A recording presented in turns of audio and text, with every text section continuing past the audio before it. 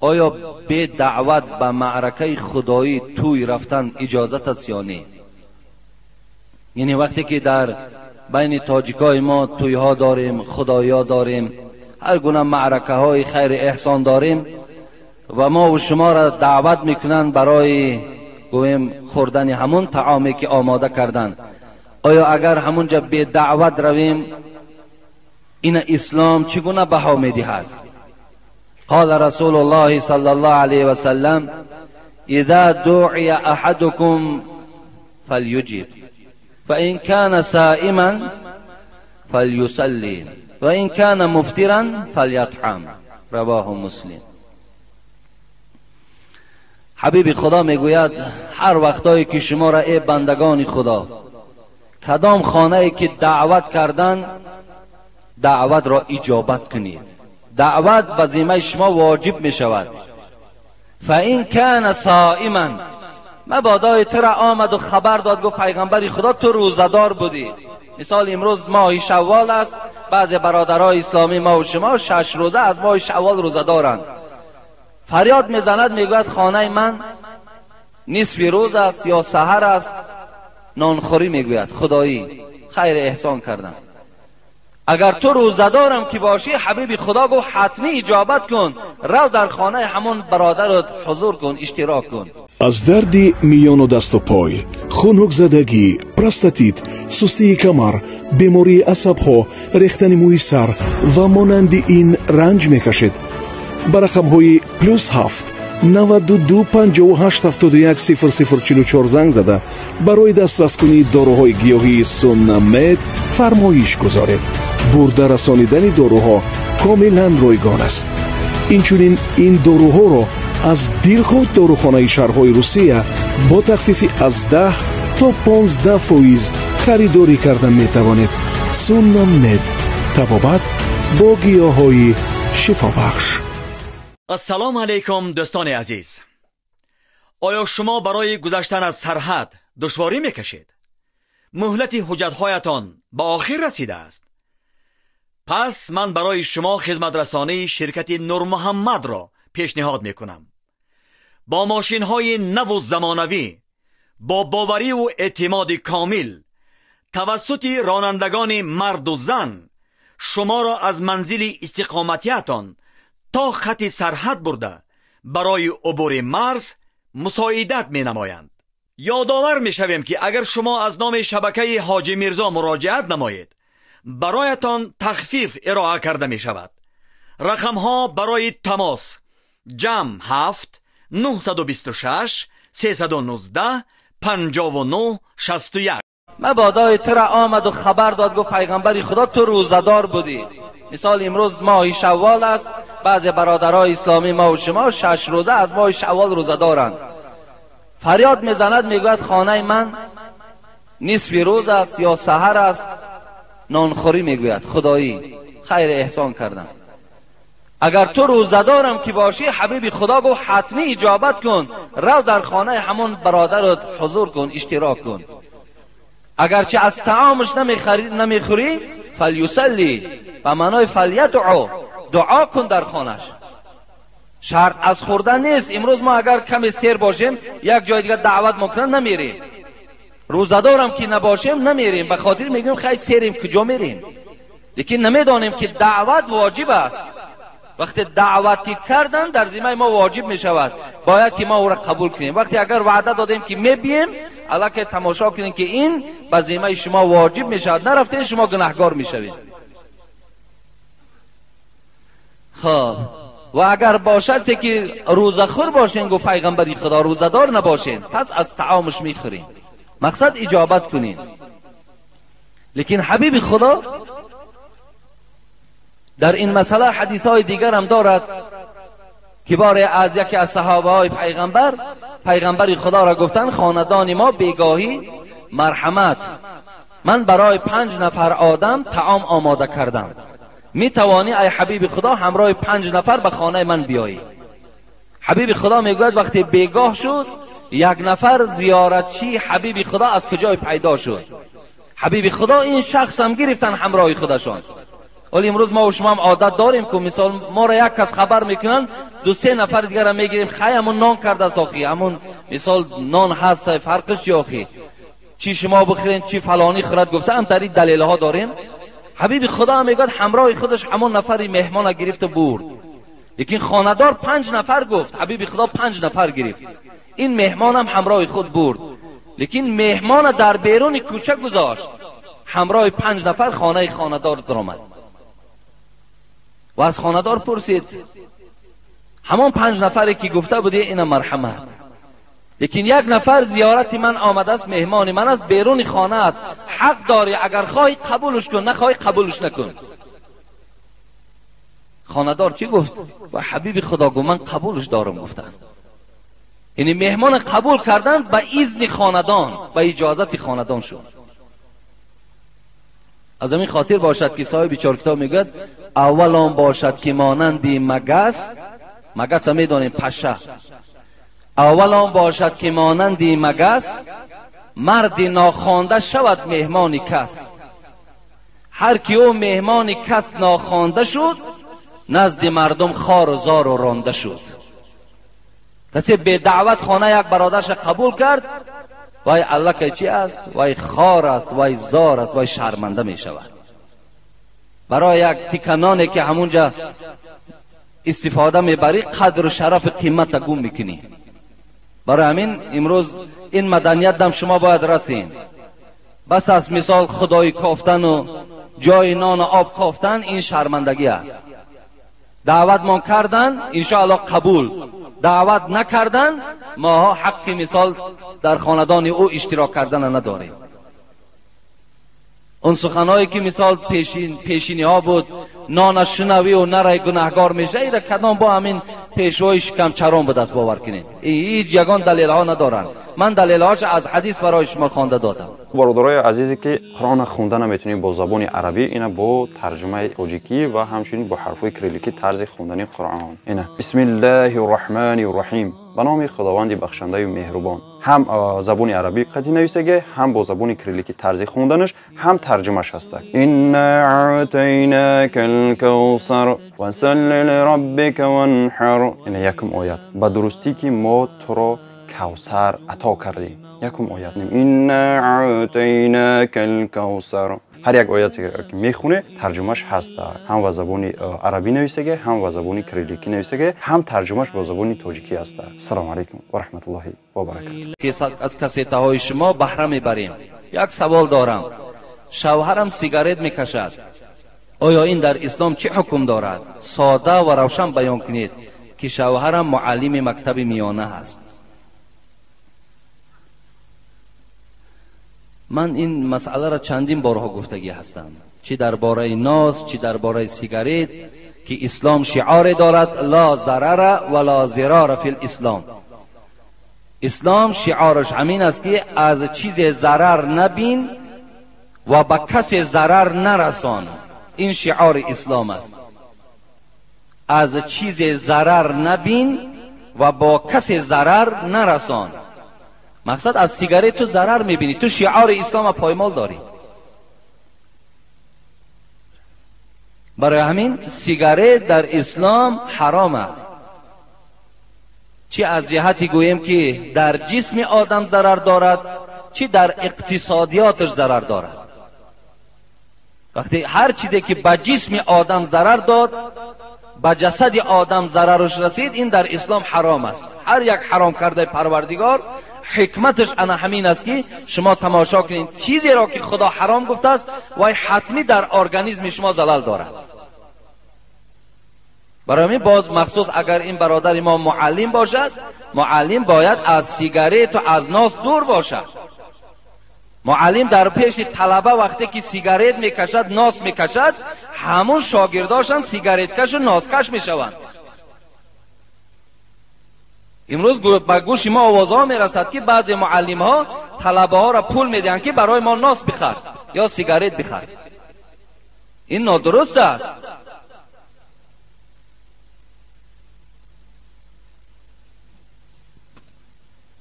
دوستان عزیز، من یک طالب علم از فرخار هستم، با یک سوال با شما مراجعت کردنی هستم. خواهش دارم این را جواب گویید. قال رسول الله صلی الله علیه و سلم ابو حنیفه سراج امتی. این حدیث صحیح است یا نه؟ یعنی حدیث ها دا میگذارد که ابو حنیفه این رئیس مذهب ما و شماست و این سراج امت است. گویا پیغمبر خدا گفته باشد که ابو حنیفه را شما میدانید که 70 سال بعد حبیب خدا به دنیا آمدند. ابو حنیفه سراج امت من است. سراج گفته چراغ میگویند، یک روشنی را میگویند، چراغ امت من است. نه، این برادر عزیز علی قاری در کتاب موضوعاتش میگوید این حدیث موضوع است. این حدیث صحیح نیست. این حدیث بافته است، حدیث تهمت است. هیچگاه حبیب خدا ابو حنیفه سراج امت من گفتگی خبر نداده است. لیکن خدا رحمت کند علامه جلال الدین سیوطی را که صاحب کتاب خلفای راشدین است که چهاریار را بسیار قصه خوب کردگی است که امروز دنیای اسلام او را میخوانند، در زیر حدیث لو کان العلم معلقا بالثریا لتناوله الرجال من ابناء فارسه. حبیب خدا گفتن اگر علم در ثریا باشد، گویم همون بلندترین ستاره آسمان در اگر علم باشد، هر آینه مردهای از قومی گویم یا از طایفه فارس، مردم تاجیک، این علم به پایان میارند. همین جلال الدین سیوطی علامه در عقیده خودش گفته است که همین اشاره به امام ابو حنیفه است. برای همین سراج امت گفتن اگرچه از زبان پیغمبر نمیگوییم، لیکن سراج امت بودن ابو حنیفه هیچ شک و شبهه نیست. وقتی یک عالم سراج باشد، پس ابو حنیفه سردار همه علماست. امروز شکر ما و شما پیروی این گونه عالم برجسته در مذهب داریم. این شکرانه کردن در کار. انشاءالله ما راهی غلط نرفتیم، ما راهی نادرست نرفتیم. و امروز همه شما را هم جوانهای عزیز، من چند بار گفته بودم، باز میگویم که مذهب امام ابو حنیفه برای ما و شما امروز حتمی و ضروری است. امروز به نهایت مطابق و مناسب در همین جمهوری تاجیکستان ماست. بهترین نعمت این آرامی هست که اگر در بین ما بعض اختلاف ها و بعض نافهمی ها را اگر جاری کنند، این حالت ده ممکن است که این آرامی از دست ما رود.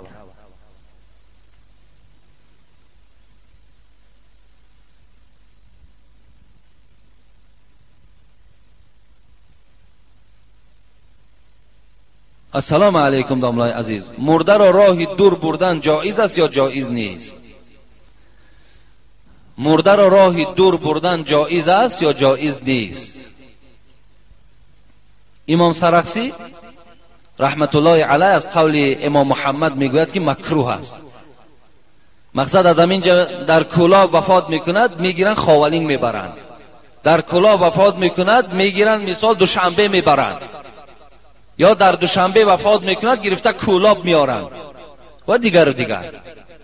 همین امام سرخسی خدا رحمت و مغفرت چون کند از سخن قول امام محمد گرفتن، گفتن مکروه است، بردنش درست نیست گفتن. لیکن خدا رحمت کند با صاحب فتاوای خلاصه را که دیروز من نگاه کردم، همین بابا این سوال خواستم نگاه کنم، اونجا گفته است تا 4000 میل، اگر یعنی 1 میل یا 2 میل اگر مرده را دور برند، این یگان ضرری ندارد. 1 میل در شریعت 4000 قدم است. 4000 قدم گویم اگر 50 سانتی متری گرفت 2 کیلومتر، تا 2 کیلومتر را گفته است. صاحب فتاوای خلاصه گفته است که باکی ندارد. و بعض صاحبای کتاب گفتن این 2 میل 4000 گز می شود. یک گز 91.5 سانتی متر، گویم که قریب 4 کیلومتر. اگر مرده را دور برند اینم باکی ندارد. لیکن امروز در همین شرایطی که ما و شما داریم، بهترین صورت همین است که ما راه دور نبریم. خوبترین صورت چون در همون نزدیکترین منزل برده مرده ها ماند جای میکنیم. اگرچه وصیت هم که کند وصیت او بیکاره است، وصیت او را ما در حال حیاتش میگیم میلش به جان قبول، لیکن جان که به حق تسلیم کرد همون نزدیکترین منزل در برده گورش میکنیم. یگان گناهکاری در شریعت ندارد. فقط وصیت مرده در 3-1 ماه تأثیر دارد و خلاص. اگر 1000 سامان از مرده من باقی ماند، گوید که بچم همین همشه بعد من در راه خدا خیر کن. وقتی که از دنیا گذشت ما همون 333 سامانیش گویم صرف میکنیم و باقی مانده شبا در جان خودمان صرف میکنیم. این یگان زیان و گناه در شریعت نیست. خب دوم، شوهر میتواند که زنش را در لحد جای کند. یعنی در فخرالدین خان خدا رحمت و مغفرت کند در همین فتاوی خلاصه دلیل میارد که مکروه است برای مردم این که شوهر یا پدر یا خسر اجازت ندهند که تابوت همون زن بردارد. یعنی بعضی انسان های هستن که نمیگذارن که شوهر تابوت زنش بردارد. یعنی وقتی که به قبرگاه میبرند در راه برداشتنش دم بعضی آدم ها اجازت نمیدهند.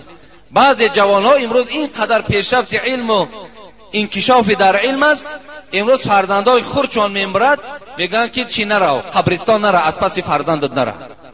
اینا همش گویم باور که یک جهالت و غفلت و نادانی است. از پس فرزندت قبرستان بره، فرزند خودت به دست خودت در لحد بگذار، درست است؟ باکی نداره. لیکن شوهر در داخل قبر در فتوا میارد که اگر محرمای زن یک جای باشند میتواند که زن در لحد گذارد، خودش تنها در لحد گذاشتش نمیتواند. همراه محرماش، همراه تغش باشد، عمکش باشد، برادرش باشد، دادرش باشد، یک جای میتواند که همون زن گرفته در لحد جای کند. السلام علیکم داملای شیرین سخن. جوانی که در خدمت است نمیتواند که نمازهای جمعه را بخواند، شما در این سوال چی گفتنی هستی؟ یعنی برادرایی که امروز در خشونها گویم حربی در خدمت میکنن، یعنی همچو عسکر خدمت وطن مادر میکنن، اینا عذر دارد. برای اینا اگر شرایط جمعه خانی که نباشد میتوانن پیشینهاشون خوانند، زیرا که اینها شرایطی گویم جمعه خانی نباشد چیکار کنن؟ کجا روان جمعه خانه؟ اگر شرایط پیشین خانی داشته باشن همون پیشین هاشون در همون گویم که جایهای خدمتشون ادا میکنن. جوانای عزیز، امروز خدمت وطنم یکی از قرضهای هر یک گویم شهروند تاجیکستان است. وقتی معین خدمت آمد ما باید سرکشی نکنیم، ما باید گردن کشی نکنیم. امروز تاجیکستان در دست تاجیک است، پس باید که هر یک سرحد داریم، هر یک شهر داریم، هر یک گویم منطقه‌ای که داریم برای محافظت باید که ما و شما رفته تاجیکستان ما محافظت کنیم. این خدمت هر یک جوان است. امروز سرکشی نکنیم، بسیار نیک می شود. این راه هم خیلی راه آدمای دلیر است، راه هر یک شخص نیست. السلام علیکم اکای حاجی داملا. همسایه ما در کلاب زن دارد، من خودم از دوشنبه هستم. باز در روسیه نیز زن عروسی دارد. آیا زن عروسی را تاجیک گیرد رواست یا روا نیست؟ اگر زن عروس زن کتابی باشد اجازت است که او را چی تاجیک است چی عرب است، یعنی کدام آدم مسلمانی نباشد میتواند که باید در نکاح درآورد. زنی که به کتاب به همون انجیلی که دارم به همون ایمان داشته باشد. لیکن برادرای عزیز، برای زن گرفتن یک شرط زنگیری این است که زن باید که اصل داشته باشد.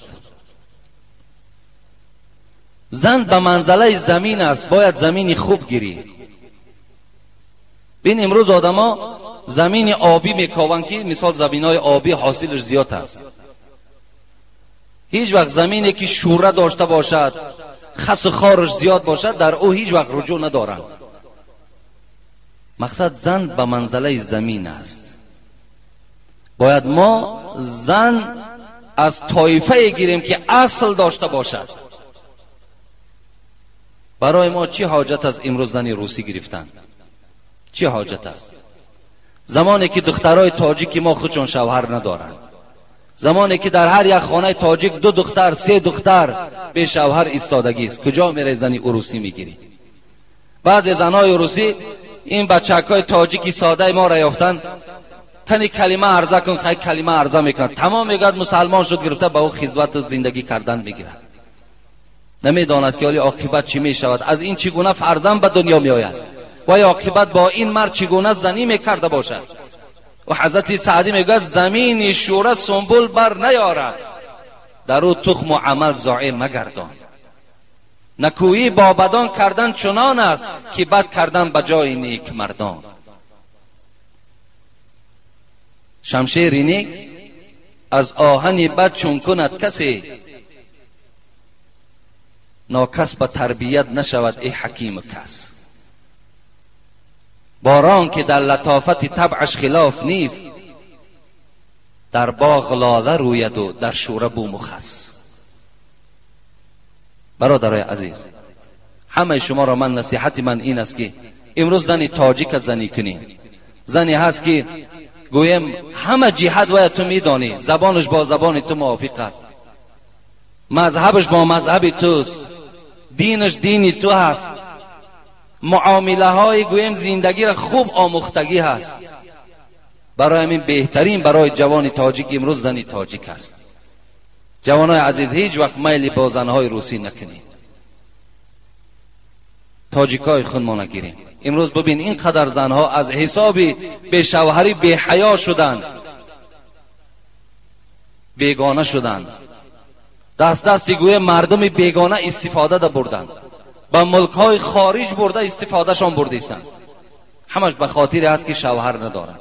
امروز بعضی همون دیوسا گویم، بعضی جوانای بی غیرت، همین کولاب ما و شما امروز با دخترهای تاجیک برده در عسکرهای روس بیزنس میکنند. مردن تون بهتر باور کنید. وقتش زن ممراز بود، امروز بچه کولابی ممراز شده است. این خبرها به گوش ما می آید. ادرساش هم میدانیم باور کنیم. بچه تاجیک بار میکند، دخترها را در یک خانه جمع میکند، بچه های روس هم میگیرد میبرد، 1000 سومی روسی 500 سومی روسیش میدن و به دختر تاجیک یک جایش میکند. همین دیوسی نیست؟ همین یک گویم باور که خیانتی در ملت تاجیک است. آخر تو اونقدر جوان مرد باشی، اونقدر دلت به ملت تاجیک سوزد، تو برای و یک شوهر جستجو کن، شوهرش بیا. برای همین دادرای عزیز، هیچ وقت برای خدا اون زنها را اختیار نکنید. زنهای تاجیکی خود ما نگیریم. السلام علیکم دامنای محترم، از شما خواهش می‌نمایم که با همین سوال من جواب بگوید. مدت 6 سال میشود که شوهرم در روسیه کار میکند و تا حال نیامده است. مردم میگویند که وقتی که او برگردد باید که از نو نکاح کنید. آیا این درست است یا نه؟ با احترام، خواهر اخلاصمند شما. این مرحمت خودش. 6 سال این همین شخص در همونجا زن دارد. بعضی هاش میگوید که وقتی ما روسا را میگیریم پاسپورت ما از دست ما میگیرن، به خاطری که دیگر تو پای در طرف تاجیکستان نمیمانی. ببینید غمخواری زنی روسا نسبت بچه تاجیک. ما امروز خرسند میشیم که جوان مردای تاجیک رفته در اونجا کار میکنن و پدر و مادر و زن و فرزندشون را در اینجا کمک میکنن، یاردم میکنن. 6 سال زن و فرزند تماما سراغ نکنی، آیا این در کجا دیگر گویم ایمانداری و اسلامداری تو باقی میماند؟ در کجا دیگر؟ از تو دا گویم آدم شرمنده، از تو دا آدم بیناموس دیگر وجود ندارد. تو چی میدانی که زنی تو در کدام حالت در اینجا گرفتار است؟ چیکار میکند؟ تو چگونه زنداری داری؟ این عاقبت زنهایی که ما و شما در روسیه رفته زن میگیریم، زنهای خودمان در همینجا با فرزندا هر طرف پریشان میگردند. السلام علیکم داملا حاجی میرزا. من یک مادر به شما گفتنی دارم. از برآمد و ثبت کاسته های شما خیلی ممنونم. نتیجه همه کارهای شما تربیت جوانان است. من خیلی خرسند هستم که پسر من مثل دیگر پسرها دائم روزهای جمعه را انتظارند برای سخنهای تربیوی شما. رحمت بر شما داملا که امروز جوانان شهرمان را برای راست تربیه کرده ایستاده اید. سوال مادر: من کارکن دولتی هستم لیکن بیروی مال به کار می روم. اما خیش و تبار مرا سرزنش می کنند، لیکن الحمدلله من مسلمان هستم و دین اسلام را سخت اعتقاد دارم. من باید چیکار کنم مادر؟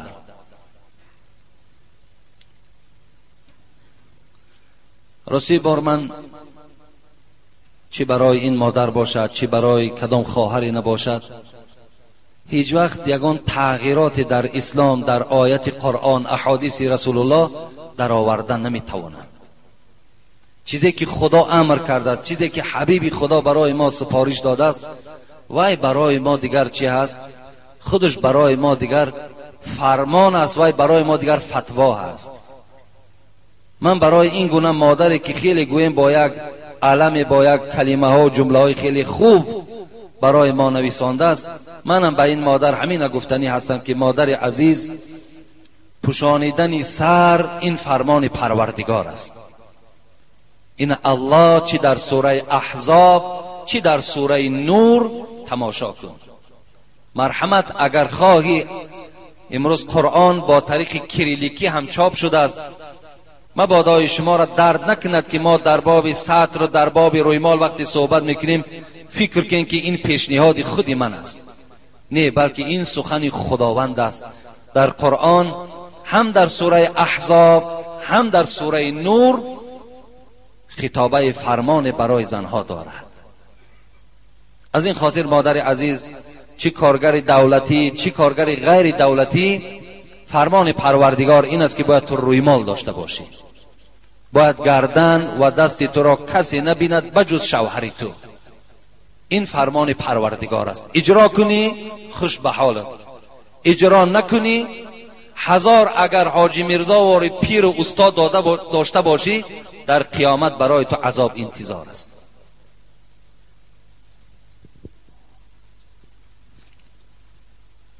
لباس خودش زیبایی است. همون رویمالی که زنها میدازند، همون آستینهای درازی که زنهای ما و شما دارند، باور کنید زیبایی از زینت است. خودش زینت است. از یک جهت فرمان اجرا شده ایستاده است، از یک جهت زینت او زیبایی همین زن پیدا شده ایستاده است. این امروز ما جای گوییم که غیبت و جای تنقیدش نیست. همین دخترهایی که در شهر میبینیم، همون چهره های زیبایی که خدا برای اونها داده است، اینقدر کریم، اینقدر گویم تمام نمود داروها را در چهره ها استفاده میبرند. شما یک نظر کنین بعد یک 5 ساله چهره همون را تماشا کنین، این خیمیه ها اینقدر زلال زیاد دارند، هیچ احتیاج به اونها هم ندارند. انشاءالله من در اطراف این مسئله دارم صحبتی که برای شما یک صحبت مفصلی، شاید یک جمعه یا 2 جمعه در اطراف این صحبت میکنم اگر عمرم باقی باشد. السلام علیکم داملا حاجی میرزا. اگر در مسابقه مثل گشتینگیری یا باکس غلبه به دست آری، زمین را بوسه کنی از شادی، درست است یا نه؟ بعضی آدمای هستن که گشتین میگیرن یا گویم در مسابقه هم باکس که میگوید غلبه میکنن، بعد زمین بوسه میکنن. اگر دیده باشین این حرام است در اسلام. زمین بوسه کردن جایز نیست. وقتی فوتبال ها را تماشا میکردیم، گویم که یک گروه دیگه در غلبه میکرد، بعد همون نصرانی ها در گردن هاشون همون کریست داشتن، همون کریست هاشون بوسه میکردن. بعضی هاش کریست نداشت، با دستش همون اشاره کریست میکرد، شکرانه میکرد. امروز جوان تاجیک وقتی تو در گشتین غلبه میکنی، در باکس غلبه میکنی، در کدام چیزی نباشد، تو به جای بوسه زمین سجده کن، شکر به سوی پروردگار بگو. امروز افسوس که تاجیکای ما وقتی غلبه به دست میارن بعد میان شامپانسکی هوی میکنن، بعد عرق میخورن که این ما غلبه کردیم. آخه قوه خدا دادی است، تو خدای قوت داده است، به سوی پروردگار شکرانه کن. بعد این غلبه 2 رکعت نماز خوان، بگو پروردگار هزارها شکر که مرا در بین این قدر میلیون آدم گویم خجالت ده نگذاشتی. آمده شامپانسکی هوی کردن، این یک باره به ضرر جان تو حل می شود. عاقبت در یک مسابقه چنان مغلوبت میکنن که شاید یگان اعضات شکسته شود، دیگر اصلا دیگر او را پیوند کردن نتوانی. این خطرها هم وجود دارد. دادرای عزیز، می توانید شما امروز ورزش در تاجیکستان خیلی پیشرفت کردگی است. شما وقتی که غلبه کردین مرحمت می توانید که چیکار کنین؟ زمین سجده کنین، شکر به سوی خدا کنین. یک منظره همون تایسونی که تایسون بوکس میکنه، یک منظره شدیدگی بدم که وقتی در یک برآمدش غلبه کرد، در زمین زد، اما آدم نو مسلمان است، همون آدم در زمین سجده کرد، بوسه نکرد، سجده کرد.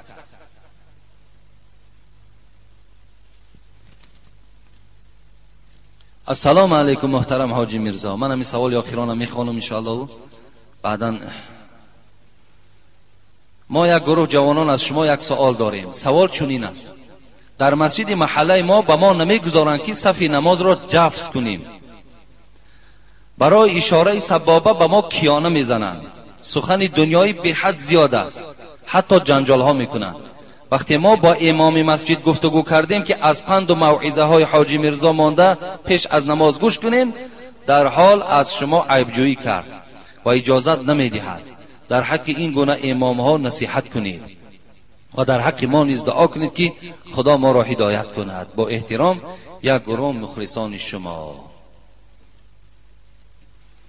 یعنی این برادران میخواهند صفحاشون جفس باشد، میخواهند صفحاشون راست باشد، میخواهند اشاره یعنی انگشت بردارند در حالت اشهد ان لا اله الا الله ده. بعضی شخصای پیدا میشود که جفس کردن این صفحه نمیگذارند، راست کردن این صفحه نمیگذارند، برداشتن انگشت اجازت نمیدهند. و شما باید گوش نکنین. او کی از خودش؟ وقتی جفس کردن صف امر پیغمبری خدا باشد، صف راست کردنش امر باشد، برداشتن انگشت امر باشد، کی را اطاعت کنی؟ امام؟ خدا رحمت کند. و حضرت حافظ میگو ابلهان را همه شربت ز گلاب و قند هست، خود دانا همه از خون جگر میبینن. چیکار کنین؟ زمان هم تشیده است. امام در محراب است که دیگر آخر دیگر چی گویم دیگر؟ اسب تازه شده مجروح به زیر پالان، توقی زرین همه در گردن خر میبینم.